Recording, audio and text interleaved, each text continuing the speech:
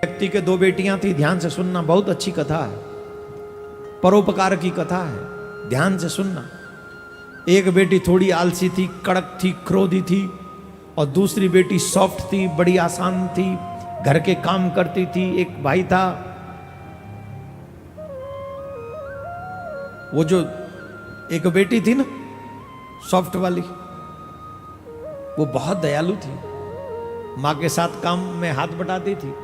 इतना ही नहीं करती थी, वो भगवान शिव की बहुत पूजा करती थी, बहुत शिव की पूजा करती। दोनों बेटियां विवाह के योग्य हुई। उनकी पत्नी ने, मतलब उनकी बेटियों की मां ने अपने पति से कहा कि दोनों बेटी विवाह के योग्य हो गई हैं, एक काम करो, इनका विवाह कर दो। बोले हाँ करना चाहिए, दोनों के विवाह के योग्य, पर इनको कैसा कैसा वर चाहिए। बोले सुनो, ये जो छोटी बेटी है ना, ये बहुत आलसी है, इसका घर, अच्छे घर में विवाह करना, ये कोई काम नहीं करती, तो इसे ऐसा संपन्न घर देना जहां ये आराम से कुछ काम कर सके, इसके सर्वेंट सेवक वगैरह काम करें, इससे तो काम करना ही नहीं। और ये जो बड़ी बेटी है, ये बहुत काम करती है, बड़ी मेहनती है, अपने घर के काम में दक्ष है, तो इसका विवाह कैसे भी घर में कर देना तो अपना घर चला लेगी। एक ही गांव में दो लोग, जो एक बहुत धनवान थे, उसमें छोटी बेटी का विवाह कर दिया, और जो दूसरी थी बड़ी, जो काम करती थी, वो सूक्ष्म साधारण से घर में उसका विवाह कर दिया। और जो छोटी बेटी थी वो थोड़ी थी, घर में चलती थी, वो काम तो कुछ करना ही नहीं, वैसे ही चलता। तो अब बड़ा घर मिल गया, तो वो छोटी उसी गांव में रहती थी, बड़ी वाली बहन, तो उससे उसकी बनती नहीं थी, क्योंकि अब कहाँ एक बड़ा घर, कहाँ एक छोटा घर, अब बड़े और छोटे घर हो जाएं तो मिलाने में बुलाने में बड़ा संकोच होता है। तो एक बार उस छोटी बेटी ने अपने घर में शिव कथा कराई, शिव चर्चा करते ना लोग घर घर में, ऐसे शिव चर्चा करवाई। तो जब शिव चर्चा कराई तो उसने सबको बुलाया गांव में, पर अपनी बहन को नहीं बुलाया। क्यों नहीं बुलाया? क्योंकि वो उतनी संपन्न नहीं थी। तो जब गांव की देवियां जा रही थी शिव चर्चा में,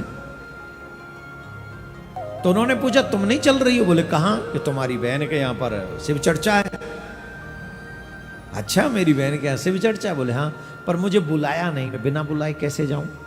अरे कोई भोजन थोड़ी है, भंडारा थोड़ी है, किसी की शादी थोड़ी है, भगवान की कथा है, भगवान की कथा में तो बिना बुलाए भी चलना चाहिए। याद रखें, यहां पर कितने लोग ऐसे होंगे जिन्हें बुलाया नहीं गया, जिन्हें कार्ड नहीं दिए गए, वो बिना बुलाए आए हैं, और सच्चे श्रोता वही हैं। और कैसे ऐसे लोग हैं जिन्हें कार्ड भी दिया गया वो फिर भी नहीं आए, ऐसे भी बहुत लोग होंगे। और हम तो कहते हैं समिति के लोगों से ज्यादा पैसा खर्च मत किया करो प्रचार प्रचार कार्ड बांटने में, जिनको कार्ड देते वो आते ही नहीं है। अच्छा ये भी धर्म का अपमान है कि आपके यहां कहीं से निमंत्रण आया और आप नहीं गए, आपने जानबूझ के अपने धर्म का अपमान किया, और घर में बैठे हैं, फालतू बैठे हैं, फिर भी नहीं गए, और अपनी शान समझ रहे कि हम बड़े आदमी हैं। बड़े नहीं रह गए साहब, क्या होंगे आप अपने बड़े? भगवान आपको बनाए रखे। भगवान की कथा जब हो रही हो तो बिना बुलाए भी जाना चाहिए। कोई बुलाता है तो फिर तो 100 काम छोड़ के जाना चाहिए। अगर हमारे शहर में कथा हो रही हो तो बिना बुलाए जाओ, बुलाए तो 1000 काम छोड़ो और जाओ कथा में, तुम्हारे कल्याण का रास्ता तो है। तो उन्होंने कहा कि तुम अपने बहन के यहां तो कथा है, चलो। चल गई, बड़ी बहन चल गई, साथ चली गई। अब जब गई बड़ी बहन तो वो छोटी के नाक वो सुकुड़ गए। अरे ये तो बुलाई नहीं थी, जी कैसे चली आई हमारे यहाँ? ऐसे कैसे चली आवेगी? अब कैसे भगाए? कैसे? सबके सामने इमेज भी मेंटेन रखनी है, रखनी है नहीं। कई बार अनवांटेड पीपल जब आ जाते हैं तो उन्हें देख के मन तो नहीं करता कि कुछ, जब वो उनको देखा भी जाए या आ क्यों गए, रहे क्यों, पर सबके सामने कह भी नहीं सकते ना, इमेज भी मेंटेन करनी पड़ती है। तो कहा तो कुछ नहीं, थोड़ा गुस्से की नजरों से देखा तो बड़ी बहन थी, आनंद में बैठी कथा सुनी, काम कर दें कुछ, वो तो उससे बहुत आदत थी। हाँ कोई जरूर, मेरे घर में किसी काम करने की जरूरत नहीं, मेरे घर में काम करने वाले बहुत हैं, तेरी तरह है क्या मेरा घर, कमेंट पास कर दिया, ठीक। अच्छा उसने प्रसाद सबको बांटा, पर बड़ी बहनों को प्रसाद भी नहीं दिया, कथा के बाद प्रसाद देना चाहिए, सबको प्रसाद दिया, इसको प्रसाद नहीं दिया, इतनी जलन। कई लोग बहुत जलते हैं, बहुत, भगवान ने पता नहीं वो आग से बनाए क्या, मिट्टी से बनाए नहीं, इतने जलते रहते अंदर से। कई लोग बहुत जलनशील होते कसम से, वो अपनों से भी जलते, गैरों की तो बात छोड़ो, उनके मुताबिक काम ना हो वो सबसे जलते हैं। वो ये चाहते हैं कि हम ही राजा हैं, जो कुछ करना हमारी मर्जी से करो, ऐसा नहीं होना चाहिए। खुल जाओ, शांत रहो। कई बार वो सब नहीं होता जो आप सोचते हो, कई बार वो भी होता है जो आपने सोचा नहीं। अब ये सोच रही है कि मैं कथा में से जा रही हूं, घर में जब मैं वापस जाऊंगी तो मेरे बच्चे पूछेंगे प्रसाद क्या लाई, और मेरी बहन ने तो प्रसाद दिया ही नहीं, तो मैं क्या करूं। तो वो अपने पति से अनुमति मांगकर अपने मायके गई कि वहां जाती हूं, वहां कुछ तो मिल जाएगा, अपने भाई के यहां से, क्योंकि भाई बहुत प्रेम करते थे उससे, गए। तो जब जा रही थी तो एक बुढ़िया माँ बैठी मिली एक तुलसी के बिरबे के पास। उन्होंने कहा बेटी सुन इधर आ। बोले जी माँ। बोले बेटी देखे तुलसी का बिरवा है और बड़ा सब लोग यहाँ आके पूजा कर जाते, पर ये थोड़ा साफ नहीं है, थोड़ा साफ कर दे। उसने साफ कर दिया, बड़ा ढंग से साफ किया। बोले माँ और? बोले चबूतरे को साफ कर दे। चबूतरा साफ कर दिया। माँ और? बस कुछ नहीं माँ, वयोवृद्ध हैं आपको तो मैं आपकी सेवा कर दूं। तो उनके चरण दबाए उसने। बोले माँ मैं जाऊं? बोले हाँ जाओ, पर सुनो जब लौट के आओ तो मेरे पास आके जाना, मुझसे मिलती हुई जाना। बोले ठीक है। फिर एक जगह गई, आगे बढ़ी तो एक मंदिर दिखा, शिवालय। वहां एक वयोवृद्ध मनुष्य बैठे हुए थे। उन्होंने कहा बेटी कहाँ जा रही हो? बोले कहीं मायके जा रही हूँ बाबा। अरे देखो इस मंदिर को थोड़ा साफ कर दो, गांव के लोग बहुत कम लोग आते हैं यहाँ पर, और कोई आते भी हैं तो बस जल चढ़ाया और चले गए, कोई साफ सूफ नहीं करता। ऐसा करना चाहिए ना, साफ करना चाहिए। घर से भी ज्यादा पुण्य है देवालय में झाड़ू लगाने का, याद रखना। तुम जो घर को झाड़ू लगाते हो, बुहारू लगाते हो, साफ करते हो, उससे लाख गुना ज्यादा फल है किसी भी देवालय में बुहारू लगाना और उसे साफ रखने का, लाख गुना। अपने घर को प्रकाशित करना और देवालय को प्रकाशित करना करोड़ों गुना फल है। आज का मनुष्य लाइट की चकाचौंध में सब भूलता जा रहा है, सत्कर्म हो ही नहीं रहे। पहले लोग घर में दीपक जलाते थे और एक मंदिर में, गांव के मंदिर में दीपक जला के आते थे शाम को, एवरीडे। अब तो लाइट ऑन, सब कुछ gone, only light on, everything is gone. देवालय में दीप नहीं जलते अब लोगों के हाथों से। पता नहीं कौन सी दिशा में उड़ गया मनुष्य, अपने ही सत्कर्मों को आग लगा बैठा है मनुष्य। तो बाबा ने कहा बेटी ये मंदिर थोड़ा साफ कर दो। तो मंदिर साफ किया, ढंग से साफ किया उसने। बेटी मैं बड़ा प्रसन्न हुआ, तूने एक बुजुर्ग की बात को इतना मान लिया, प्रसन्न रहे। जब लौट के आए तो मेरे पास से होते हुए जाना। ठीक। एक और जब वो जा रही थी तो नदी पड़ी, नदी के तट पे एक देवी बैठी हुई थी। उन्होंने कहा इतने लोग आते हैं, स्नान करते हैं, पूरे किनारे को गंदा कर जाते हैं, कोई साफ नहीं करता। बेटी तू जवान है, थोड़ी सी मेहनत कर दे। तो उसने वो साफ कर दिया। लौटते आए तो मुझसे मिलते हुए जाना। वो अपने भाई के यहाँ गई, भाई से मिली, भाई ने बड़ा खुश हुआ भाई उसको देखकर। उसने तमाम साड़ी वाड़ी दी, झोला भर के पकड़ा दिया, बोले ये लेके जाओ। लौट के आ रही थी तो उस नदी के तट पे जो बुढ़िया बैठी थी उसने बैग पकड़ा दिया, घर पे ही जाके खोलना। बाबा ने भी एक बैग पकड़ा दिया, घर पे ही जाके खोलना। वो जो वयोवृद्ध बैठी थी उसने भी घर पे जाके एक बैग पकड़ाया, घर पे ही जाके खोलना। वो वयोवृद्ध कोई और नहीं थे, बाबा भोलेनाथ ही थे।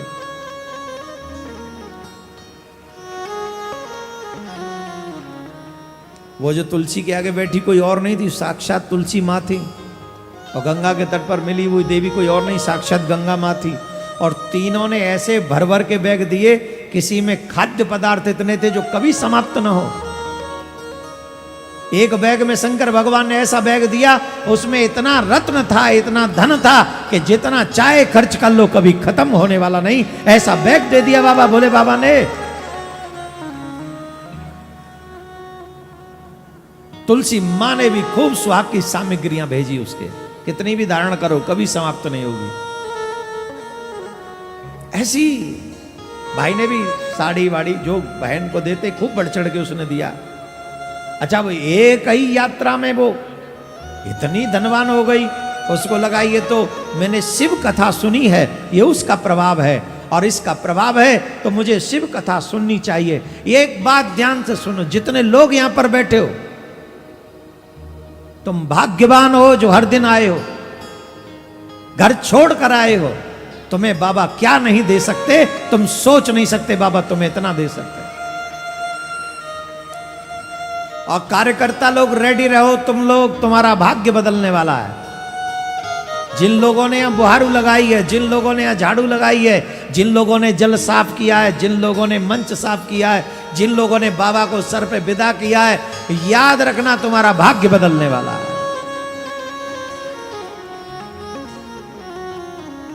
विश्वास से करना, कहीं ऐसा ना हो कि सिर्फ कार्ड के चक्कर में किया हो तो कुछ नहीं मिलेगा। अब भाई सुन लो, जो दिखाने के लिए करते हैं उनका क्या होगा, अभी आगे बाकी है। ये तो जो श्रद्धा से करते हैं उनको ये सब मिल गया। नाटक खोरों को अभी क्या होता है, सुनो ध्यान से। अब क्या किया, उस बड़ी बहन ने भी सोचा कि शिव कथा से सब संभव हुआ है, तो मुझे शिव कथा करानी चाहिए। तो उस देवी ने अपने घर में शिव कथा रखी और सबको निमंत्रण दिया, पूरे गांव को निमंत्रण दिया, भंडारा किया, अपनी बहन को भी निमंत्रण दिया। यहां पर एक बात सिद्ध होती है, कौन सी? जो तो को कांटे वो ए बाकू वो तू फूल।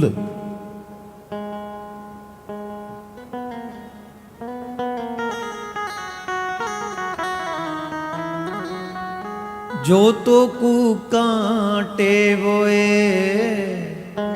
बाकू वो तू फूल, तो को फूल के फूल हैं, वाकू हैं त्रिशूल। जो तुम्हारे लिए कांटे बोए ना, तुम कांटों के बदले कांटे मत बो, उनके मार्ग में फूल बिछा दो। तुम्हारे फूल के फूल ही रहने वाले हैं, और उसके कांटे प्रोग्रेस करेंगे, वो त्रिशूल बनेंगे उसके लिए। और सुनिए, ये वाक्य मेरे नहीं है, बदल नहीं सकता इस रूल को कोई। जिसने किसी के जीवन में कांटे छोड़े हैं ना, कांटे मिलेंगे रिटर्न, त्रिशूल मिलेंगे रिटर्न, पक्का त्रिशूल मिलेंगे। राधे राधे बोलना पड़ेगा, ऐसे नहीं, जोर से बोलना पड़ेगा। उसने खूब भंडारा किया, अपनी बहन को भी बुलाया। वो अपनी बहन ने जब देखा इतना बड़ा घर, इतनी बड़ी ये व्यवस्थाएं, ये चोरी, तू कहाँ, तेरा का है वो, तू कैसे बदल गई ऐसे? कौन के घर में चोरी कर लाई तू? मैंने चोरी? ये सब बाबा की कृपा है। तुमने हमको प्रसाद नहीं दिया ना, तो हम मायके चले गए, पूरी कहानी बता दी, ऐसा ऐसा हुआ। तो पता वो क्या बोली, ऐसा हुआ? बोले हाँ। तो सुन, तू मुझे प्रसाद मत देना। अब सुनो, आर्टिफिशियल भक्ति शुरू उसने श्रद्धा से की है ना सब। वो करी, मैं भी जाऊंगी अपने भैया के, खबरदार अगर तूने मुझे प्रसाद दिया तो। वो देवी बड़ी बहन बोली, बहन ऐसे कैसे संभव है, जब मैं सबको प्रसाद दूंगी? ये तो शिव का प्रसाद है, मेरा क्या है, सब शिव का है। इसमें मेरा क्या है, शिव का है, तुमको क्या लगता है मैं दे रही हूं ना, सब शिव दे रहे हैं। अरे होते हुए भी जो ना बांटे उससे बड़ा कंगाल कौन है, शिव दे रहे हैं, हम कहां हैं। तू मत देना, मुझे मत देना। वो देने लगी, वो लिया ही नहीं उसने, मुझे मत दे, मैं नहीं ले रही। हाय जब जाके करिए, अब मैं घर जाऊंगी तो मैं प्रसाद क्या, बच्चे मांगे प्रसाद कैसे कहूंगी।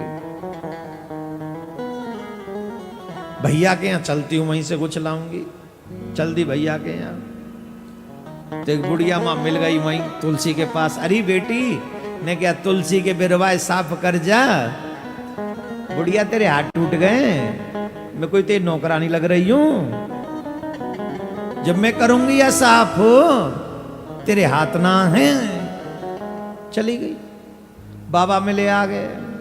बुढ़िया माँ ने कही जब लौट के आवे तो मुझे जरूरत मिलती जाइए। बोले हाँ मिलूंगी। फिर बाबा मिले, अरे लाली ओ लाडो ने क्या है, मंदिर ने साफ कर दे। बोले मंदिर साफ कर दे, मैंने गंदो करो ही, मैं आई हूं। ए जो लोटा ढरका जाए का उनते कहे ना, वो हमें ज्यादा भगत के बच्चा,